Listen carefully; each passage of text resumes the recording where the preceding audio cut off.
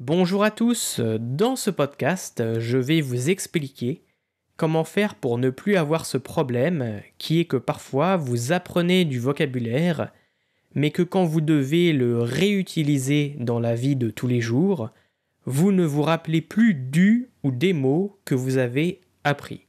Ou alors, quand vous entendez ces mots en contexte, vous ne les comprenez pas. Alors, à quoi c'est dû ? Une des causes principales, ça peut être qu'en fait, quand vous révisez ou quand vous apprenez votre vocabulaire, vous n'êtes pas vraiment en train d'apprendre votre vocabulaire, mais vous êtes en train de vous spécialiser dans des exercices pour réviser le vocabulaire. Qu'est-ce que j'entends par là ? Eh bien, imaginons que vous utilisiez des flashcards, donc des cartes mémoire pour réviser votre vocabulaire.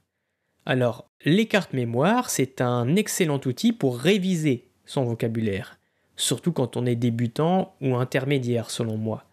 Mais vous devez quand même faire attention, car cet outil peut être problématique si vous l'utilisez mal.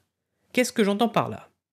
C'est-à-dire que quand vous faites des flashcards, par exemple, et que du côté anglais de la carte, il y a marqué I drink a coffee, et que quand vous retournez la carte, vous dites je bois du café, et que à chaque fois, donc, vous allez répéter cette flashcard et dire je bois du café, je bois du café, je bois du café, etc., etc. Et le problème, c'est que le cerveau essaye toujours d'économiser le plus possible son énergie. Alors c'est quelque chose qui est très pratique pour la survie, mais c'est très problématique pour apprendre du vocabulaire et pour apprendre une langue comme le français par exemple.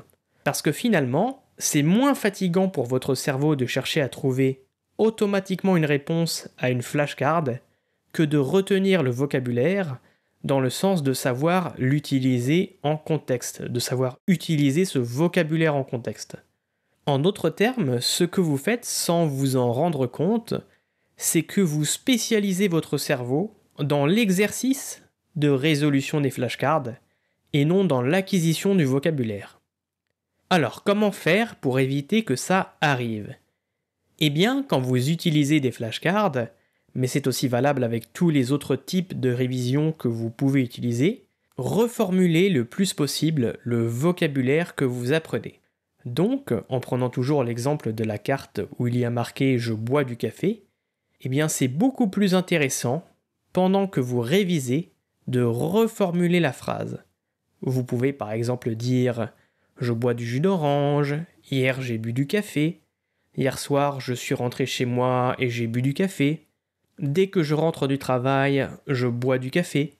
Et là, ça va vous faire mémoriser le vocabulaire beaucoup plus facilement. Pourquoi ? Parce que vous aurez rencontré l'expression dans différents contextes. Et c'est justement aussi ça le deuxième problème avec les outils de révision, c'est qu'en fait, sans vous en rendre compte, vous vous êtes aussi spécialisé dans l'apprentissage du vocabulaire dans une seule et unique situation. Et en l'occurrence, dans le contexte unique qu'est celui des flashcards.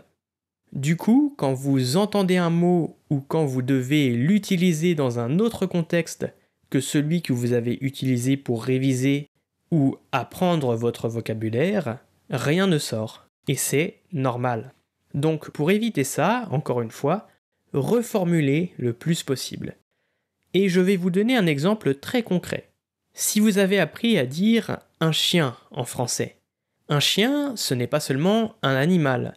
Le mot chien en français peut être utilisé de bien des façons, de plusieurs façons. On peut dire il fait un temps de chien, ça veut dire il ne fait pas beau. C'est une vie de chien, ça veut dire c'est une vie difficile. Il a un caractère de chien, ça veut dire il a très mauvais caractère. J'étais d'une humeur de chien, ça veut dire j'étais de très mauvaise humeur. Elle a du chien, ça veut dire elle est attirante, elle a du charme, etc., etc. Voilà, donc là, vous voyez bien que juste ce mot-là, le mot chien en français, peut s'utiliser dans plein de contextes différents.